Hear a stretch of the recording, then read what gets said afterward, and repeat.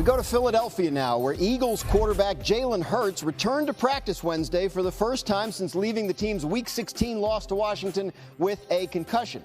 The Eagles are preparing to host the Green Bay Packers in their first-round playoff game Sunday. Adam Schefter is with us now. And, Adam, there are health questions regarding both of the quarterbacks in the Eagles-Packers game. What more can you tell us about that, starting with Jalen Hurts?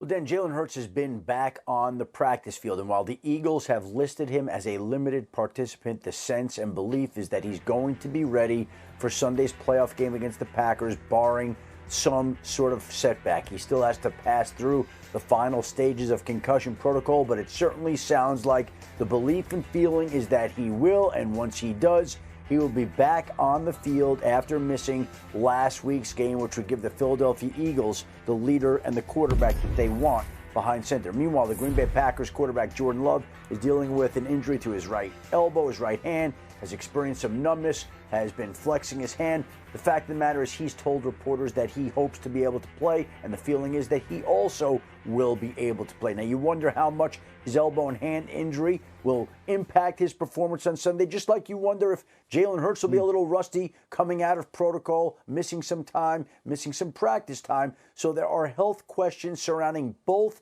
quarterbacks heading into Sunday's game, but it would be a surprise if either one of them weren't able to play. And Jordan Love listed as a full participant in today's practice for the Packers, so obviously an encouraging sign for his availability. Adam, stay close. We'll be back with you in a minute. This will be a strength-on-strength matchup in the run game, as both the Eagles offense and the Packers defense rank in the top 10 in the league in yards per game, yards per rush, 10-yard rushes, and yards before contact per rush. So, Dan Orlovsky, are the Packers going to continue to find success with their run defense against Saquon Barkley and the Eagles? Obviously a massive challenge, but I really think a huge key in this game is their young linebacker, Edgerrin Cooper. He has been, I don't know off the field this year, but when he's on the field, their run defense is absolutely legit, number one. I think he's got a really good feel for defeating or deceiving double teams, like hopping up, here comes that double team, and then athletic enough to play over the top with some suddenness.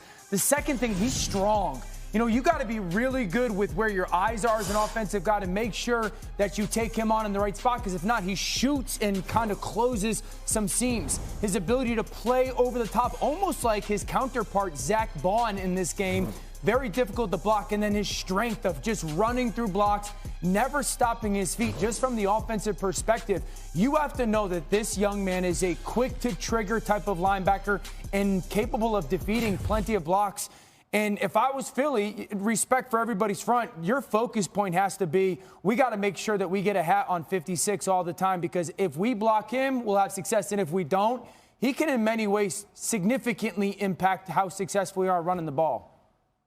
The thing you said that triggered me the most is that quick trigger that he has of going downhill. Because to me, to stop Saquon Barkley in this offensive line that the Eagles have, you have to penetrate and you have to get in the backfield and force Saquon Barkley to stop his feet. If he doesn't do that and he's coming downhill at you all day, it won't work. The Cleveland Browns did an excellent job against them earlier in the season. They had 5 plays that were for negative or 0 yards, and that had to do with running downhill, as you saw Jeremiah Wusu-Koramoah did there, and getting Saquon to not be able to run downhill and go unblocked into the second level of the defense. The Steelers did it as well. They had 7 of those plays where it was negative or 0 yards, and they both held Saquon Barkley for less than 70 yards on the day rushing. But that had to do with that right there. His speed, his ability to make guys miss once he gets going is second to no one.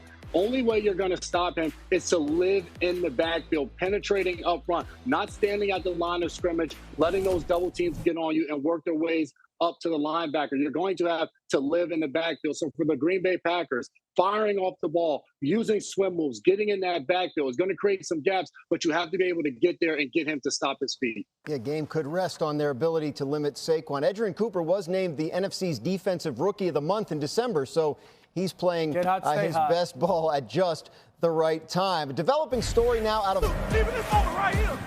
Show me something tonight, man. You better get it, because we get it going. How does he do it? Touchdown! A somersault to the end zone. Let the Lions pick. He's going to go. Touchdown! Unbelievable catch. Houston. Jumping, golden, you better get loud.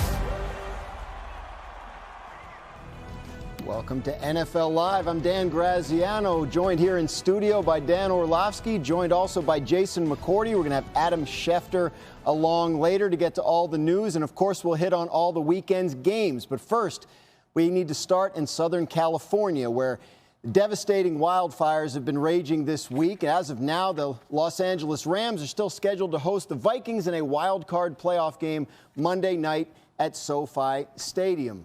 Our Lindsay Theory is on scene with the Rams. Lindsay, with multiple fires in the area, how are the Rams being impacted by what's going on out there?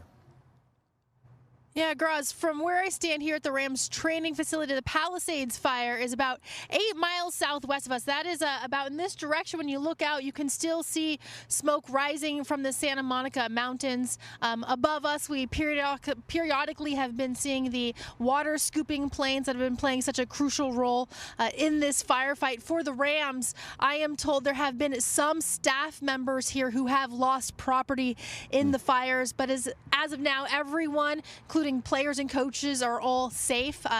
For anyone in Los Angeles right now, it is hardly business as usual, but for the Rams, they are sticking with their normal practice routine.